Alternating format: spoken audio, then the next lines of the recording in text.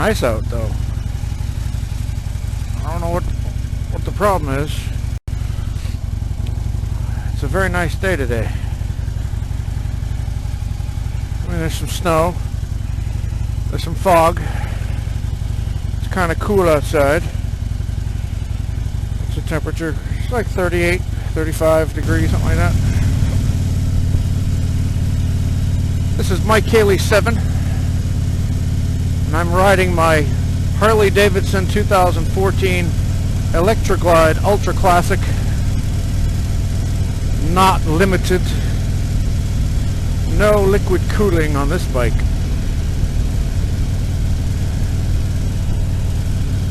I've been watching a lot of Harley videos, and well, videos in general about motorcycles, but Harley specifically. I typed in Harley Moto Vlogger and I found a few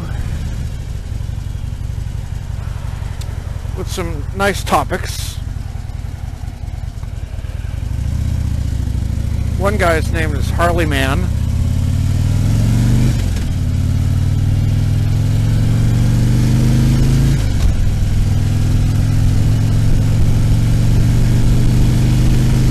I like his intro music. Something like HarleyMan. British guy.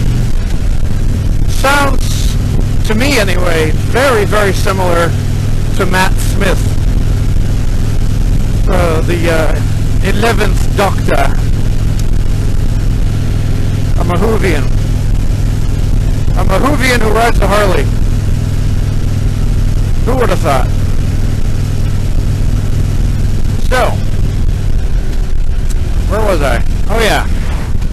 Today's topic is inspired by, I think it's XXXDeadHead, maybe. HarleyMan, maybe.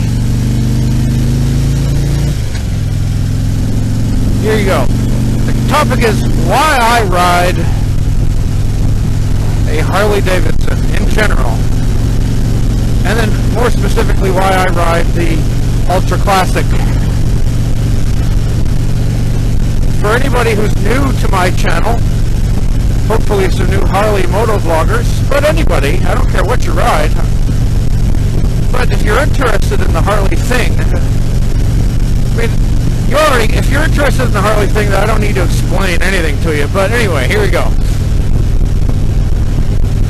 When I was a wee lad, I rode my bicycle everywhere. I had a 10-speed, and I rode that bike everywhere. I mean, I went like 35, 40 miles when I was 16 years old. I was a real fanatic for it. I liked the exploration aspect of it. So, I went to college. I didn't have any money. Couldn't own a car. Couldn't really own a motorcycle because of the expense of it, the limitation, because you can't ride it from November to May because of the snow and ice and salt and all that.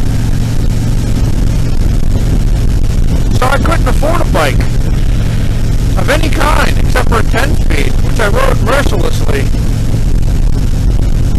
And then when I was 28, I found myself with a little bit of money, a good job, and I called up the Boston Harley-Davidson, and I said, hey, I'm trying to get a Harley. I like that style of bike. I always like the police bikes, the way they looked in parades and stuff. And so I figure it's cheaper to get an old police bike, you know, one that they've retired from the fleet. I figured it maybe be like $3-4 grand. Stupid. Come to find out, even after they've been beat the hell out of, they're still $17,000 back in 1998. So I put that idea to bed pretty quick. And I just said, well, never mind. I will never ride a Harley or any bike. That's the only bike I really cared to ride anyway. I was never interested in sport bikes. It just didn't do anything for me. So, and I go off to Hawaii and I do my PhD stuff, buy a house, get go through hell, sell the house, have some money. Hey, I got money now, right? I'm living in North Carolina at the time, 2005 into 2006. Because I had some money, I figured, you know what, now's the time for me to do this thing. And my neighbor across the street had a Harley. Typical New Hampshire guy. Oh, you're going to get a Harley. So, I looked into it. I ended up buying a 2003 Softail Standard for $12,000. Oh, look at this thing. Yeah, alright.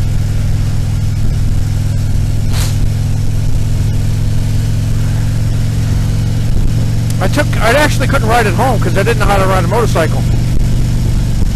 Anyway, I ended up riding this Softail, trading up a couple months later to a Road King Classic with beach bars and all the chrome, and I did the chrome addiction. Crashed 5 years later.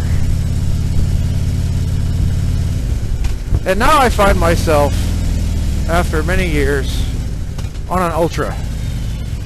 Why Harley? It's simple. It speaks to my soul. When I look at a Harley, it's like a drool factor. It's like looking at a delicious piece of chocolate cake.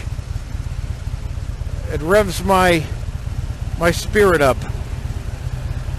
It's not about speed. It's not about dressing like a pirate. It can't be about speed. I mean, you get a Hayabusa that goes a gazillion miles an hour. That's not what Harley's about. It's not about being a badass. It's just that particular bike floats my boat.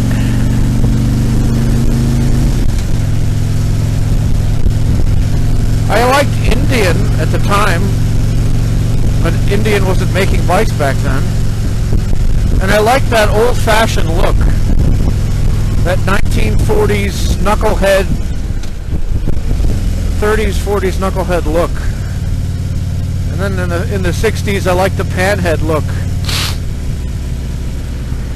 And then the shovel head was great too, although extraordinarily leaky. But I liked that old-fashioned look at the time. I never really liked the Ultra Classic because it looked kind of, I don't know, boxy and weird. Looked like a retirement dude. And it was too big and heavy and all that. So then I just went with the bike that I liked. I liked the Road King Classic. It looked like the old bikes from the 50s.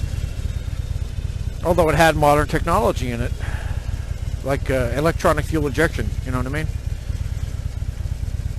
But now my tastes have changed yet again. With this new Project Rushmore bike. And all of its technological gadgetry and wizardry. I almost said gizzardry. I mean, if you look into the specs on this bike, it's got all kinds of awesome stuff. I've already done videos on it. If I had all the money I could possibly spend, like a Jay Leno situation, I would have every brand. I'd have Suzuki, Kawasaki, Honda. I'd have all of them. I'd have an Indian. I'd have a Victory. I'd have a Can-Am Spider. I'd have all of them. A different bike for every day of the month.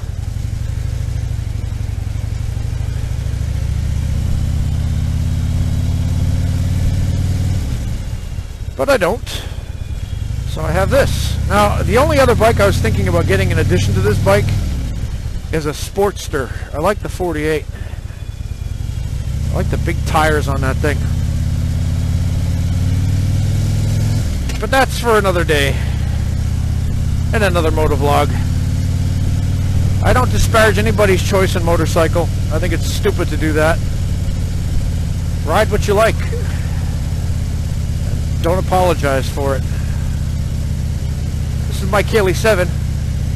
I'll talk to you later.